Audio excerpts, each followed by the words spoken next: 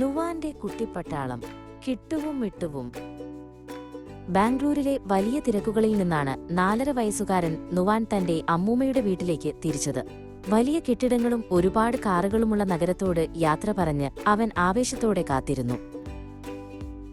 തൃശൂരിലെ അമ്മൂമ്മയുടെ വീട്ടിലെത്തിയപ്പോൾ നുവാന് വലിയ സന്തോഷമായി.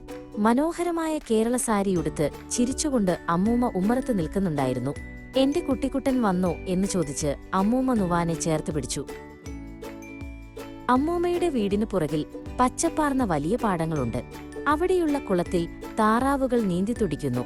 ഒരു തവിട്ടു നിറമുള്ള പശുക്കിടാവ് പുല്ല് തിന്നുന്നത് നുവാൻ കൗതുകത്തോടെ നോക്കി നിന്നു. പറമ്പിലെ വലിയ പ്ലാവിൻ ചുവട്ടിൽ കിങ്ങിണി എന്ന ആടുണ്ട്. നുവാൻ ചെന്നപ്പോൾ അവൾ മീ മീ എന്ന് വിളിച്ച് അവനെ സ്വാഗതം ചെയ്തു.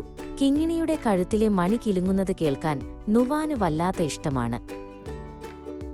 ഒരു മഴ കഴിഞ്ഞു വന്ന പുലർച്ചെ അമ്മൂമ്മ നുവാനെ വിളിച്ചുണർത്തി. നുവാനെ, വേഗം വന്നേ, കിങ്ങിണിക്ക് 2 അതിഥികൾ വന്നിട്ടുണ്ട്. നുവാനോ ടീ തൊഴുത്തിനടുത്തെത്തി. അവിടെ കിങ്ങിണിക്ക് 2 കുഞ്ഞുങ്ങൾ ജനിച്ചിരിക്കുന്നു. ആട്ടിൻകുട്ടികളിൽ ഒന്ന് നല്ല കറുത്ത നിറമുള്ളതായിരുന്നു. മറ്റേതാകട്ടെ പാൽ പോലെ വെളുത്തതും. കറുത്ത ആട്ടിൻകുട്ടിയെ കണ്ടപ്പോൾ നുവാന് ഒരു പേര് തോന്നി.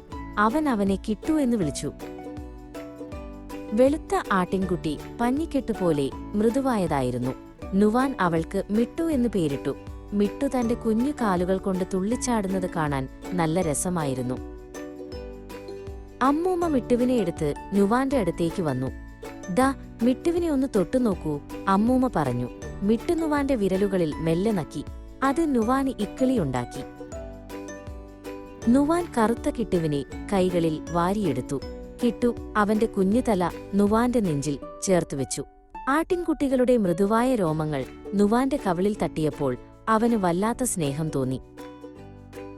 തൃശൂരിലെ പാടവും കുളവും കിങ്ങിണിയും പിന്നെ തന്റെ പ്രിയപ്പെട്ട കിട്ടുവും മിട്ടുവും നുവാന്റെ പ്രിയപ്പെട്ട കൂട്ടുകാരായി. ഓരോ ദിവസവും അവരോടൊപ്പം കളിച്ചു വളരുന്ന നുവാൻ ഇപ്പോൾ ലോകത്തിലെ ഏറ്റവും സന്തോഷമുള്ള കുട്ടിയാണ്.